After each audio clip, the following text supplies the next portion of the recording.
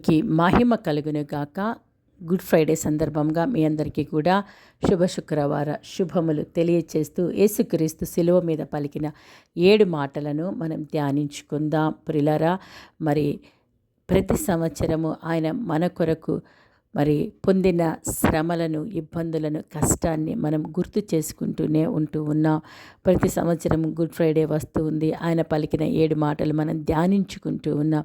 ఒకవేళ గత సంవత్సరం కంటే ఈ సంవత్సరం ఆత్మీయతలో ఇంకా కొంచెం ముందుకొచ్చి మరి క్రీస్తును పోలి నడుచుకునే దానికి మనము తీర్మానం తీసుకుని ఉండింటే దేవునికి మాత్రమే మహిమ కలుగును కాక. ప్రియులారా, ఆయన శిలువ మీద పలికిన అద్భుతమైన 7 మాటలు మన యొక్క ఆత్మీయ జీవితం యొక్క ఎదుగుదలకు ఎంతగానో దోహదపడుతూ ఉంటున్నాయి. అందుకనే మరి మనము కేవలం గుడ్ ఫ్రైడే రోజు మాత్రమే కాదు, మరి ప్రతి ఫ్రైడే రోజు కూడా ఈ యొక్క 7 మాటలను మనం వ్యక్తిగతంగా ధ్యానించుకుంటే అది మన అందరికీ కూడా ఎంతో మేలు. మరి గుడ్ ఫ్రైడే సందర్భంగా ఈ దినము క్రీస్తు పలికిన 7 మాటలు అవి చాలా అద్భుతమైనవి. అలాంటి మాటలను మనము ధ్యానించుకొని ఆత్మీయ మేలు పొందుకుందామా. మొదటి మాటగా మనం చూసినట్లయితే మరి లూకా సువార్త 23వ అధ్యాయములో దాదాపుగా మొదటి వచనం నుండి కూడా ఆయన అనుభవించిన శ్రమలను మనము ధ్యానించగలము.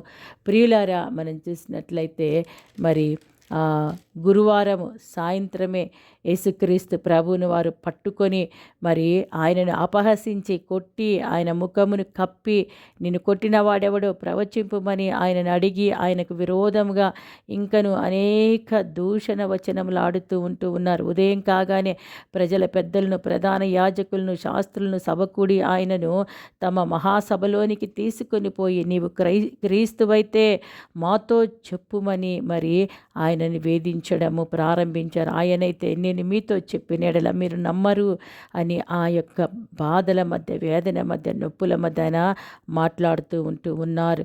సో ఇది మొదలుకొని మనుష్య కుమారుడు మహత్యము గల దేవుని కుడిపార్శ్వమున ఆసీనుడగునని మరి వారితో చెప్తుంటే అందుకు వారు అంటున్నారు, అట్లయితే నీవు దేవుని కుమారుడువా అని అడిగి ఆయనను హింసించారండి. సో ఆయనను కొట్టారు. ఆయనను మరి ఆ యొక్క పిలాతు దగ్గరికి, ఆ తర్వాత హేరోదు దగ్గరికి తీసుకొని పోయి మరి ఆయనను అవమానపరిచారు. అంత మాత్రమే కాదు, వీనిని సిలువ వేయము అని చెప్పి మరి కేకలేశారు. పిలాతు అయితే యేసును విడుదల చేయాలి అనుకున్నాడు. ఎందుకంటే పిలాతుకు యేసుక్రీస్తునందు ఏ నేరము కూడా కనపడలేదు.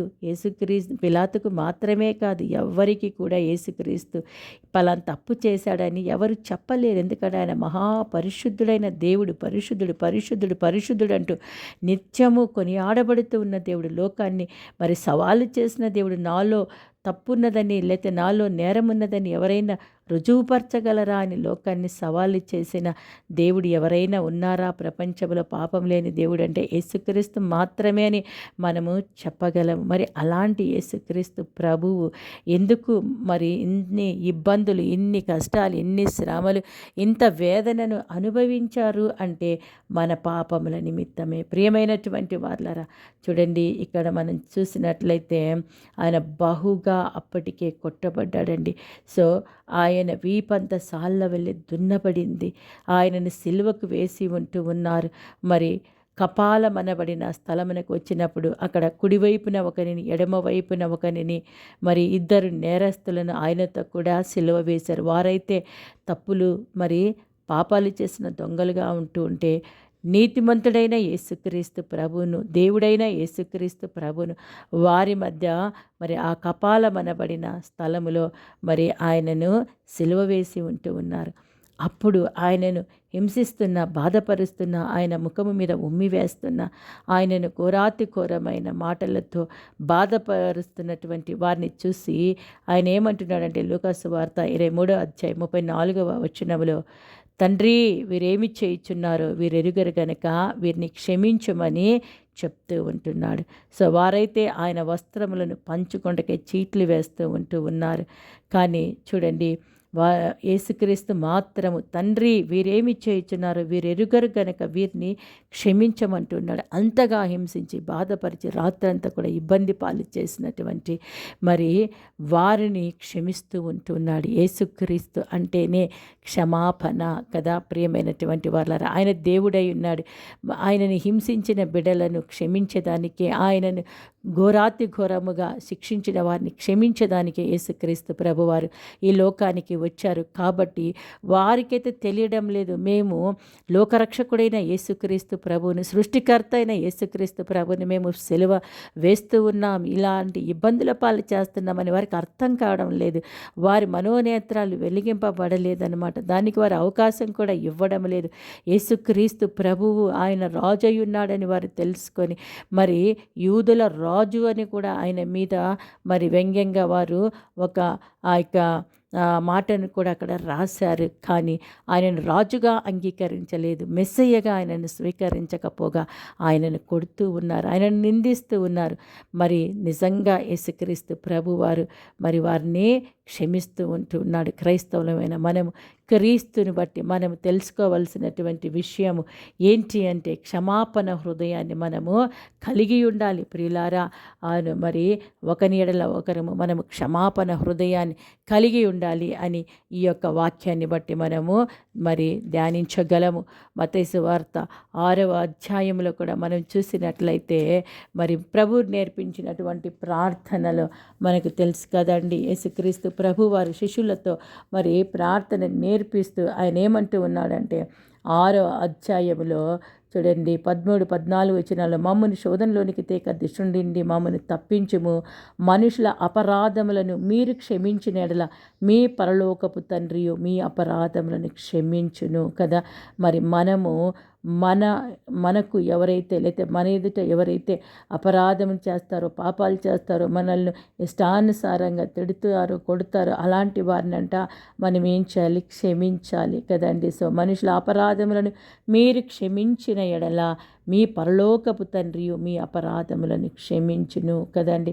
సో మరి క్షమాపణ మనకు కావాలి అంటే ఇతరులను మనము క్షమించాలి. క్రైస్తవ్యానికి ఇతరులకును ఉన్నటువంటి వ్యత్యాసం ఏంటి అంటే మరి ప్రభు మనకు నేర్పించినటువంటి ఒక గొప్ప లెసన్ ఏంటంటే మరి శత్రువులను కూడా క్షమించమన్నారు. బాధపరిచే వారిని కూడా ఆయన క్షమించమని ఆయన సెలవిచ్చి ఉన్నాడు కదండి. ఇదే మరి క్రీస్తు నేర్పినటువంటి పాఠమైంటి. ఈరోజు సొంత వారిని కూడా క్షమించలేక, ప్రజలు ఒకరినొకరు క్షమించుకోలేక బహు భయంకరమైనటువంటి రీతిలలో మరి యుద్ధాలు కాదు కదా, ప్రపంచమే నాశనమయ్యే స్థితికి వచ్చేసిందండి. కుటుంబాలలో యుద్ధాలు, అలాగే ఇరుగు పొరుగు వారి మధ్య, లేకపోతే కొలీగ్స్ మధ్య, లేకపోతే ఇంకా సంఘములలో కూడా క్షమాపణ లేకపోవడం వలన మరి మనమందరం కూడా పతనమైపోతూ ఉంటున్నాం. ఒక దేశం క్షమించుకోలేకపోవడం వలన ఘోరాతి ఘోరమైన యుద్ధాలు జరుగుతూ ఉంటున్నాయి కదా. క్రీస్తు ప్రేమ ఏంటి అంటే నీ పొరుగువాని ప్రేమించి నీ శత్రువును ద్వేషించమని చెప్పబడిన మాట మీరు విన్నారు కదా. నేను మీతో చెప్పునదేమనగా మీరు పరలోకమందున మీ తండ్రికి కుమారులై ఉండినట్లు మీ శత్రువులను ప్రేమించుడి, మిమ్ముని హింసించు వారి కొరకు ప్రార్థన చేయుడి. చూసారా ప్రియమైనటువంటి వారులారా, పరలోకమందున్న మన తండ్రికి మనము బిడ్డలుగా ఉండాలంటే, కుమారులుగా ఉండాలంటే, కుమార్తెలుగా ఉండాలంటే మనము చేయవలసిన పని ఏంటంటే మన శత్రువులను మనము ప్రేమించాలి. మరి మనల్ని హింసించు వారి కొరకు మనము ప్రార్థన చేయాలి. ప్రియమైన వారులారా, పలాని వాళ్ళు నన్ను ఇలాగ అన్నారని వాళ్ళని కొట్టుకుంటూ తిట్టుకుంటూ వెళ్ళిపోయినట్లయితే ప్రపంచంలో ఎక్కడ కూడా నెమ్మది, శాంతి, సమాధానం ఉండదు కదా. సో కాబట్టి క్షమించమంటున్నాడు. సో మొట్టమొదటి మాట మరి క్రీస్తు సిలువలో పలికిన మాటను బట్టి మనం నేర్చుకోవాల్సినది ఏంటి అంటే ఇతరులను మనము క్షమించేవారుగా ఉండాలి. అలాగే మరి రెండవ మాట ప్రభువు అయిన వారు యేసుక్రీస్తు ప్రభువారు సిలువలో పలికినటువంటి రెండవ మాటను మనం చూసినట్లయితే లూకాసు వార్త 23వ అధ్యాయము 39 నుండి 45 వరకు మనము ధ్యానించగలము. ప్రియమైనటువంటి వాళ్ళారా, రెండవ మాటగా నేడు నీవు నాతో కూడా పరదేశులో ఉందువని నిశ్చయముగా నీతో చెప్పుచున్నాను అని లూకా 23:43లో ప్రభు మరి సెలవిస్తూ ఉన్నారు. ఈ మాటను మనము గమనించినట్లయితే ఆయన ఎవరితో ఈ యొక్క మాటను పలుకుతూ ఉన్నాడు అంటే యేసుక్రీస్తు ప్రభువారు మరి రమారమి మధ్యాహ్నం 3 గంటల సమయంలో గమనించినట్లయితే నేరస్తులలో ఒకడు ఆయనను దూషించుచు నీవు క్రీస్తువు కదా, నిన్ను నీవు రక్షించుకొనుము, మమ్మల్ని కూడా రక్షించుమని చెప్పెను. అయితే రెండవ వాడు వాడిని గద్దించి, నీవు అదే శిక్షా విధిలో ఉన్నావు కనుక దేవునికి భయపడవా? మనకైతే ఇది న్యాయమే, మనము చేసిన వాటికి తగిన ఫలము పొందుచున్నాము, కానీ ఈయన ఏ తప్పిదమును చేయలేదని చెప్పి ఆయనను చూచి, యేసు నీవు నీ రాజ్యములోనికి వచ్చినప్పుడు నన్ను జ్ఞాపకము చేసుకొనుము అనెను.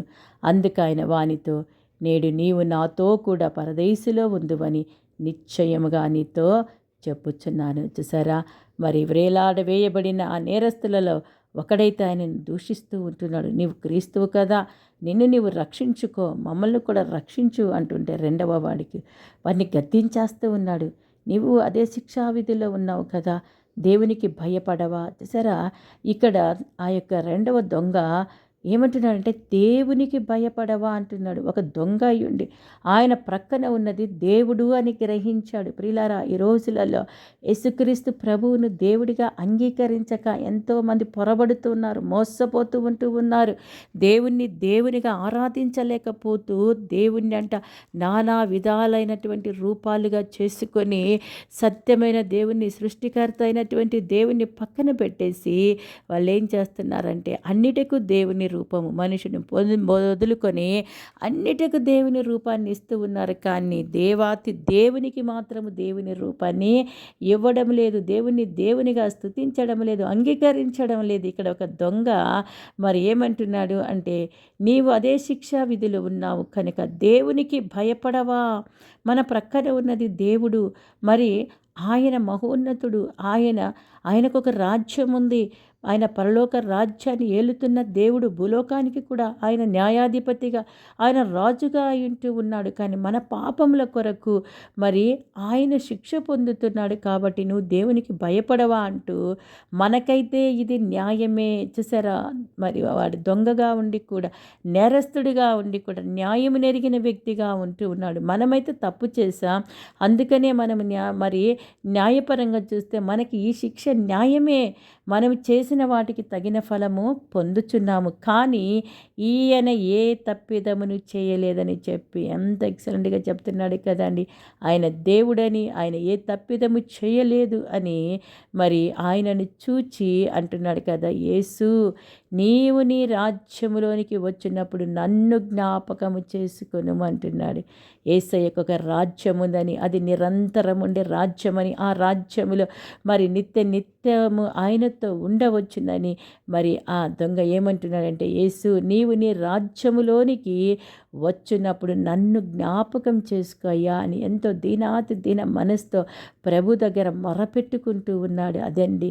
సో నేరస్తుడే కానీ ఏసయ్యగా, దేవునిగా, ఆయనలో ఏ తప్పిదము లేదని, ఆయన ఒక పరిశుద్ధుడని మరి ఎరిగి తానొక పాపి అని గుర్తించాడు. కాబట్టి యేసు నీ రాజ్యంలోనికి వచ్చినప్పుడు నన్ను జ్ఞాపకం చేసుకోమని పశ్చాత్తాపడుతూ ఉంటున్నాడు. అందుకు వెంటనే మరి దేవునిగా అర్థం చేసుకున్నటువంటి యేసుక్రీస్తు ప్రభు ఆ దొంగ వైపునకు చూసి, ఆ నేరస్తుని వైపు చూసి ఏమంటున్నాడంటే, నేడు నీవు నాతో కూడా పరదేశిలో ఉందువని నిశ్చయముగా నీతో చెప్పుచున్నాను.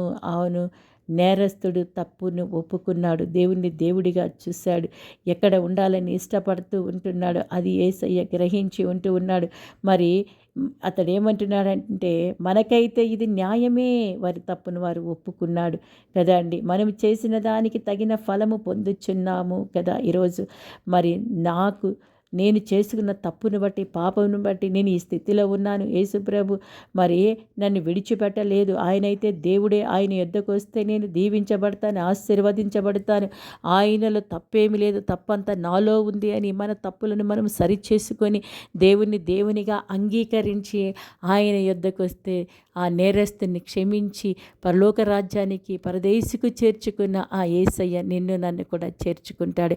కాబట్టి దేవునిగా అంగీకరించి అంగీకరించుదమ్మా. ప్రియమైన వాళ్ళరా, అన్నిటికీ దైవత్వ లక్షణాలు మనం కట్టి పెడుతున్నా, కానీ దేవుణ్ణి మాత్రము దేవునిగా చూడడం లేదు. ఈ తప్పును మనం చేస్తున్నా.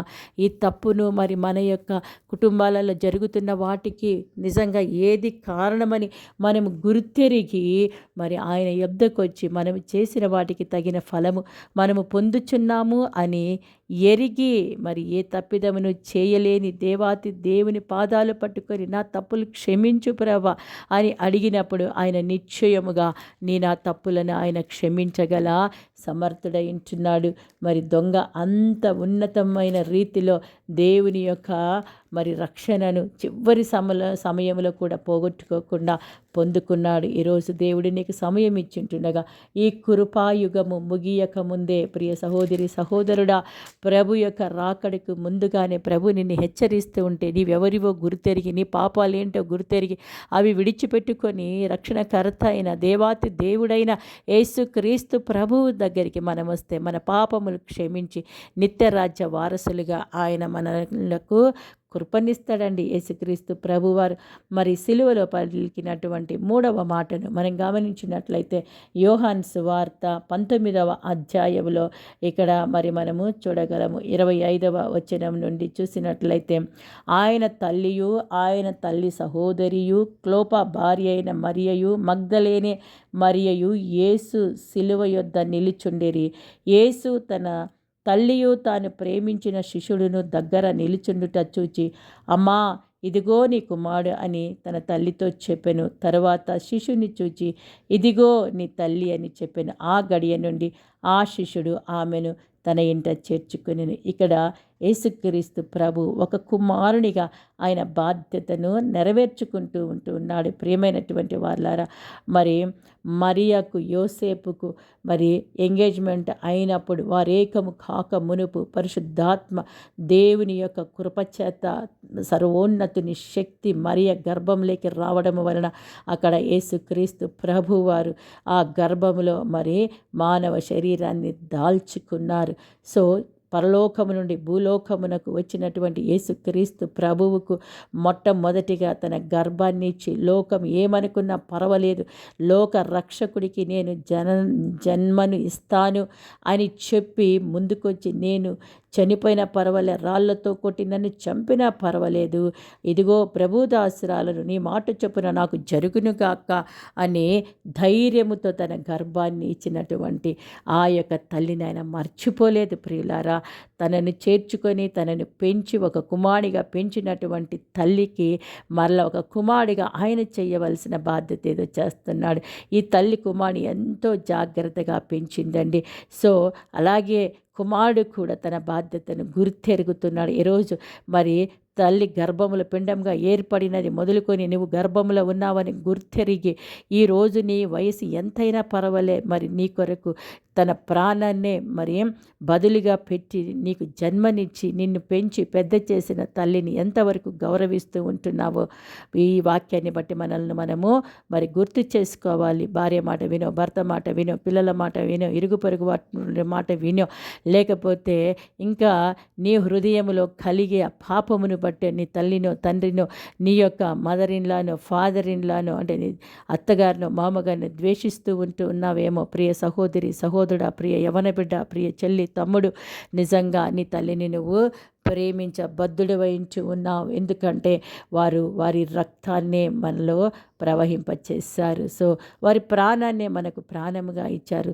వారి దేహాన్నే మనకు దేహముగా ఇచ్చి ఈరోజు మరి వారి ప్రతిరూపములుగా ఈ భూమి మీద మనము నడుస్తూ ఉంటే, మనల్ని పెంచి పెద్ద చేసి పోషించినటువంటి తల్లిదండ్రులు చివరి గడియ వరకు వారిని కాపాడవలసిన బాధ్యత మన మీద ఉంది. వారిని పోషించవలసిన బాధ్యత మన మీద ఉంది. ఈనాడు ప్రభుత్వాలే కొన్ని మరి లాస్ తీసుకొని వస్తూ ఉంటున్నారు. ఎవరైనా సొంత పిల్లలు తల్లిదండ్రులను పోషించకపోతే మరి వారి జీతం నుండి ఇంత భాగము తల్లిదండ్రులకి ఇవ్వాలి. ఏ రీతిగా ఉంటున్నావు ఈరోజు? నిన్ను కని పెంచి పెద్ద చేసిన తండ్రిని నీవు అసహించుకునే స్థితిలోకి నీవు వచ్చావంటే అసలు నీ మనసు ఏ రీతిగా ఉంది కదా? You don't have sound mind.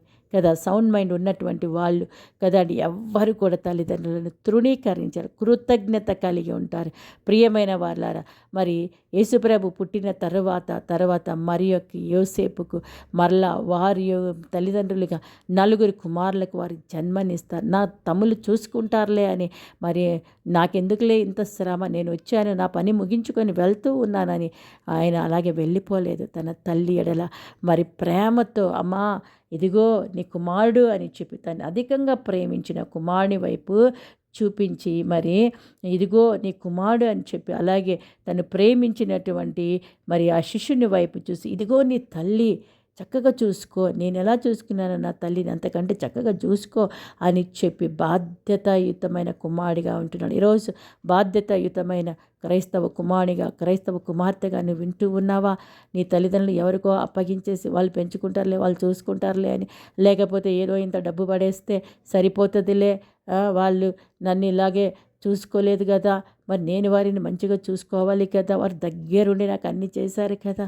నిజంగా ఒకవేళ ఏదో చదువుల నిమిత్తమో లేదా ఉద్యోగాల నిమిత్తమో దూరంగా ఉన్న ప్రియమైనటువంటి వాళ్ళరా, నాకు తల్లి తండ్రి ఉన్నారన్న ఒక విచక్షణ జ్ఞానమును ఈరోజు బిడ్డలు కలిగి ఉండాలి. ఒక కుమారుడు అంటండి, మరి యుఎస్ఏలో ఉంటూ 50 రోజులైనా కూడా తన తల్లికి ఫోన్ చేయలేదు, మరి నెల పైనైనా కూడా ఫోన్ చేయలేదు. ఈ వ్యవధిలో తల్లిదండ్రులు ఇద్దరు చనిపోయి కుళ్ళిపోయారు. ప్రియమైన వాళ్ళారా, ఈరోజు తల్లిదండ్రులకు ఫోన్ చేసే అంత సమయం, తల్లిదండ్రులతో కూర్చొని మాట్లాడే సమయం లేదే. నువ్వు ఏమి సంపాదిస్తావు, ఏది చేస్తావు, అది ఎందుకు? ప్రియమైన వాళ్ళారా, ఎవరి కొరకైతే తల్లిదండ్రులు వారి రక్తాన్ని చెమటగా మార్చుకొని మరి మనల్ని ఇంత పెద్దవాళ్ళగా చేశారో వారికి మన హృదయములో స్థానం లేకపోతే ఇక మనము నిజంగా మరి ఏ రీతి అయినటువంటి స్థితిలో ఉన్నామో మనల్ని మనము పరీక్షించుకోవాలి.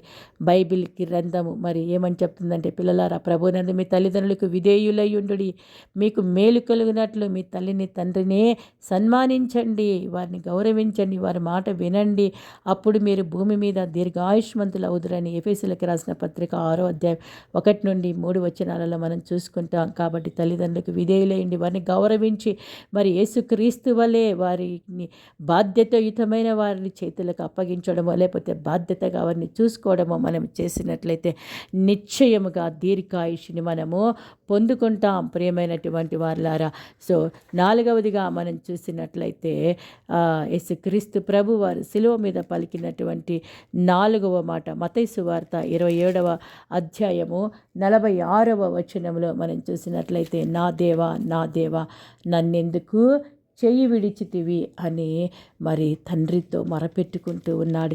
ఎందుకంటే తండ్రి కుమారుడు ఏకమై ఉంటూ ఉన్నారు కదా. ప్రియమైన వాళ్ళారా, మరి ఈ యొక్క రక్షణ కార్యాన్ని నీ కొరకు నా కొరకు రక్షణ కార్యం జరిగించుటకు యేసుక్రీస్తు ప్రభువారు పరలోకాన్ని విడిచిపెట్టుకొని రావాల్సిన ఒక బాధ్యతను తీసుకుంటూ ఉన్నాడు. తండ్రి చిత్తము నెరవేర్చి మరి ఏ మానవుడైతే ఆదికాండంలో మనం చూస్తాము, మరి దేవుని యొక్క మాటకు లోబడకుండా సాతాను చెప్పిన మాటకు నేత్రాశ, శరీరాశ, జీవపు డంబాలలో పడిపోయి మరి ఆ యొక్క మానవుడు ఏం చేసి ఉంటున్నాడంటే దేవునికి దూరమైపోయాడు. అట్టి దూరమైన మానవుని తిరిగి మళ్ళీ దేవునితో కలిపేదానికి, సమాధానపరిచేదానికి యేసుక్రీస్తు ప్రభువారు 2వ ఆదాముగా ఆయన ఈ లోకానికి వచ్చాడు. తండ్రికి దూరమయ్యాడు.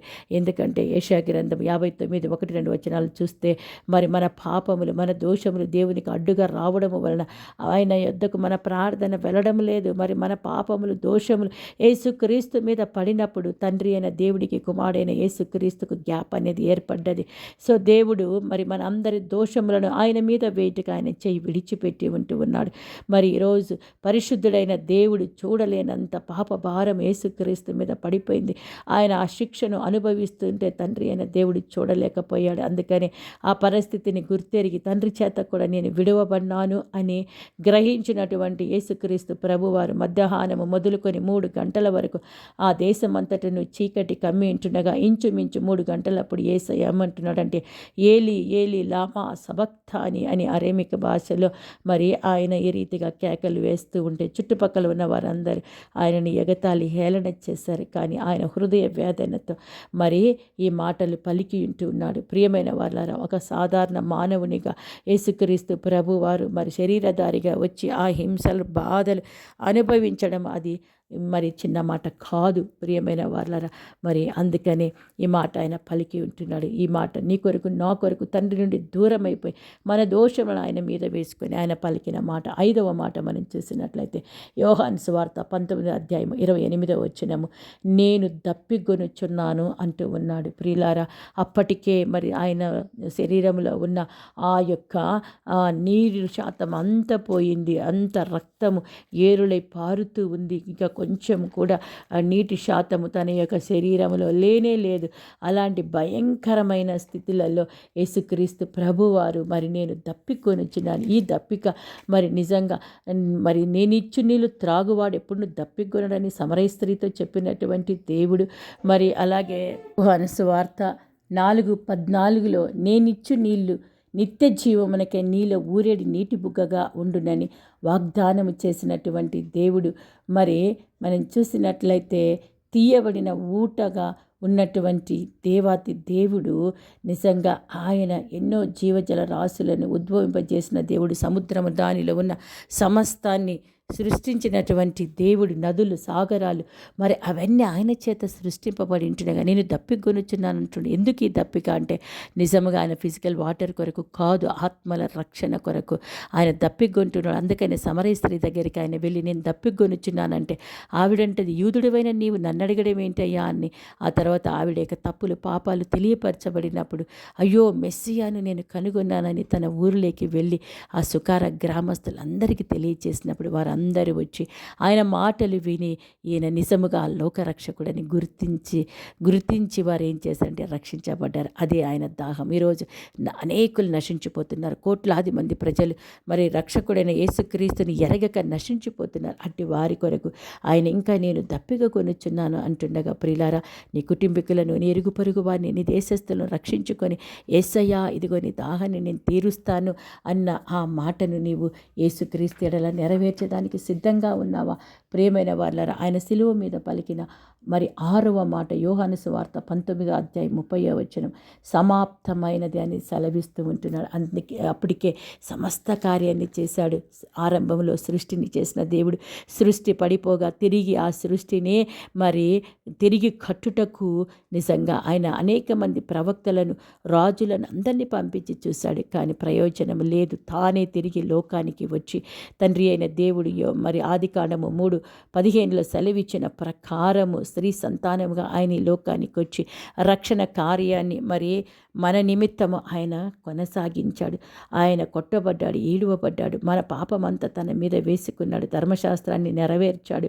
పంటికి పళ్ళు కంటికి కన్ను అన్న ఆ యొక్క దానిని తీసివేసి మరి ఆయన ధర్మశాస్త్రాన్ని అంతా ఆయన నెరవేర్చి మరి మనకు ఉచితమైనటువంటి రక్షణను ఆయన ఇచ్చాడు. ఆ రక్షణ పని అంతా కూడా ఆయన తీసుకోవాల్సిన శిక్ష భారం అంతా ఆయన తీసివేసుకొని ఈరోజు నీకు నాకు రక్షణ కార్యాన్ని సిద్ధపరిచాడు.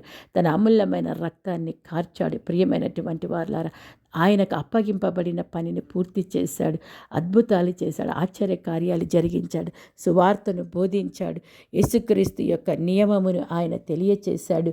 మరి ఇన్ని పనులు చేసి 3.5 సంవత్సరాలు పని అంతా పూర్తి చేసి 33.5 సంవత్సరాలకు దేవుడు ఆయనకు అప్పగించిన పనిని పూర్తి చేసి సమాప్తమైనదని ఎంతో ధైర్యముగా ఎవరికైనా ఏదైనా పని అప్పగిస్తే మరి పని ముగిస్తే అంత కాన్ఫిడెన్స్తో I have done that work అంటాం కదా. అలాగే యేసుక్రీస్తు ప్రభు సిలువ మీద తాను చేసిన పనిని ఆయన గుర్తు చేసుకొని సమాప్తమైనదని చెప్పి ఆయన మరి 7వ మాటగా చూసినట్లయితే లూకాసు వార్త 23వ అధ్యాయం 46వ వచనములో తండ్రి నీ చేతికి నా ఆత్మను అప్పగించుకొనుచున్నాను అంటున్నాడు.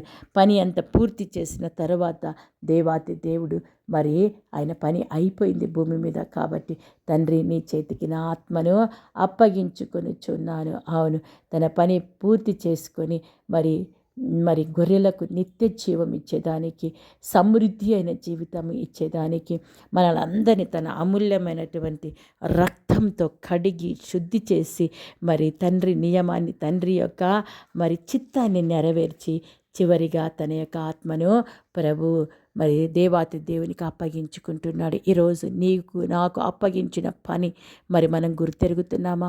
ఆయన మనల్ని ఎందుకు రక్షించుకున్నాడో గుర్తెరిగి ఆ పనిని మనం సంపూర్తి చేసి మరి మన ఆత్మలను దేవునికి సమర్పించుకోగలుగుతూ ఉన్నామా? ఏ రీతిగా పరిశుద్ధమైన ఆత్మను దేవుడు మనలో పెడితే పరిశుద్ధంగా మరి జీవన యాత్రలు మన ఆత్మకు కల్మషం లేనిదిగా చేసి దేవుని యొద్దకు వెళ్ళేదానికి సిద్ధంగా ఉంటున్నామా? మనల్ని మనం పరీక్షించుకుందాం, ప్రార్థన చేసుకుందాం. మహోన్నతుడ, మీరు సిలువలో పలికిన 7 మాటలను బట్టి నీకు వందనాలు. అవును ప్రభ, క్షమించేవారిగా తండ్రి ప్రభ, నేను దేవుడిగా గుర్తించేవారిగా, మా బాధ్యతలు ఎరిగేవారిగా అయా, నిన్ను కలిగిన వారిగా తండ్రి, మరి నీ దాహాన్ని తీర్చేవారిగా నీ వలె మా పనిని నాయన మేము సమాప్తము చేసుకొని ప్రభా మమ్మల్ని మీకు సమర్పించుకునే దినము వరకు నమ్మకంగా ఉంటకు కృప దయచేయమని యేసు నామమున అడిగి వేడుకుంటున్నాము.